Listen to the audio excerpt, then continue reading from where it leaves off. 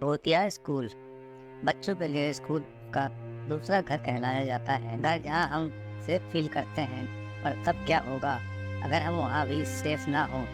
ऐसा ही कुछ हुआ था 15 साल की निशा के साथ। निशा ने एक डांस कंपटीशन में पार्टिसिपेट किया था और अपनी परफॉर्मेंस की प्रैक्टिस के लिए वह स्कूल खत्म होने के बाद अपने दोस्तों रमन और पॉल के साथ रुकी हुई थी। डांस प्रैक्टिस करते वक्त निशा के दोस्त पॉल का बैलेंस बिगड़ गया और वह नीचे गिर गया। उसका पैर ट्विस्ट हो गया था और वह बुरी तरह दर्द से चिल्ला रहा था। स्कूल के सब टीचर्स जा चुके थे और हेल्प करने के लिए उन बच्चों के पास कोई भी नहीं था। तभी निशा भागकर मेडिकल रूम गई, लेकिन वहाँ भी तब तक ताला लग चुका था। उसी वक्त निशा को लगा जैसे कोई उसके पीछे से ऊपर गया है। वो उठी तो उसे एक परछाई ऊपर जाती दिखी।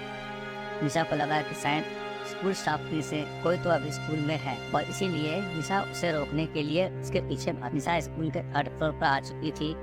उस फ्लोर पर स्कूल के स्टाफ के अलावा किसी का भी जाना मना था। निशा पहले तो वहाँ सीढ़ियों के पास खड़ी होकर आवाज लगाने लगी, पर उसे कोई जवाब नहीं मिला। इसलिए वह थोड़ी आगे गई।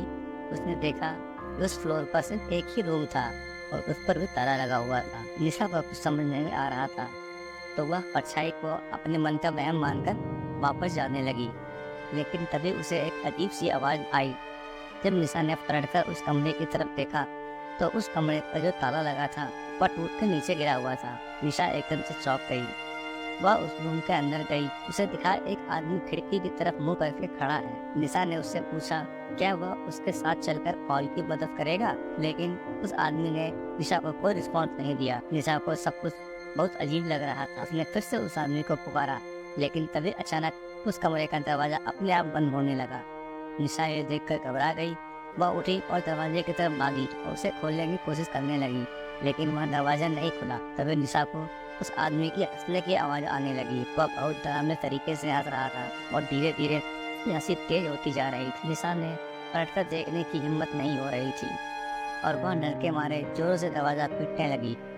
तभी निशा को अपनी गर्दन पर हल्की सी हवा का एहसास हुआ। पलट कर देखा तो उसका दिल दहल उठा। वह आदमी जो कुछ देर पहले खिड़की की ओर देख रहा था, वह अब ठीक उसके सामने खड़ा था। उसके चेहरे पर एक हल्की हंसी थी जो निशा को बहुत डरावनी लग रही। वह निशा को ऐसे घूर रहा था जैसे वह आज उसे जिंदा नहीं छोड़ेगा। उसने निशा को पकड़ लिया और उसे अपने पास खींचने लगा। निशा का रोना छूट गया और वह डर के मारे बहुत जोर से चिल्लाई। उस आदमी ने निशा के मुंह पर हाथ रखा और निशा के साथ बदसलूकी करने लगा। जब निशा को ढूंढते हुए रमन स्कूल के गार्ड को लेकर 3rd फ्लोर पर पहुंचा, जहां उन्हें निशा की चीख सुनाई दी थी। वे जल्दी से उस कमरे में गए और उन्होंने देखा निशा जमीन पर बैठी रो रही और उसके आसपास कोई नहीं था। उसकी शर्ट ऊपर से थोड़ी फटी हुई थी और उसके चेहरे पर चोट के निशान थे। जो सबको अपने साथ हुआ सारा किस्सा बताया। निशा के साथ हुए इस हादसे को सुनकर स्कूल गार्ड का चेहरा बिल्कुल पीला पड़ गया।